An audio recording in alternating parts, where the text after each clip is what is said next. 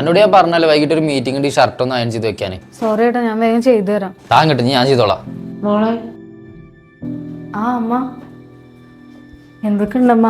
ആകെ ക്ഷീണിച്ചു പോയല്ലോ. ആയിരിക്കെ അച്ഛനെങ്ങനെ ഉണ്ടമ്മ? പ്രിയ, ഞാനൊന്ന് ഇറങ്ങാം, വൈകിട്ട് എത്താൻ ലേറ്റ് ആവും. ആ ശരി ഏട്ടാ. മോളെ അച്ഛന് തീരെ സുഖമില്ല.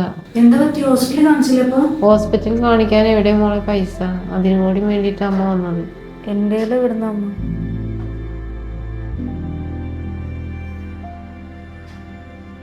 അമ്മ നിക്കേ. അമ്മ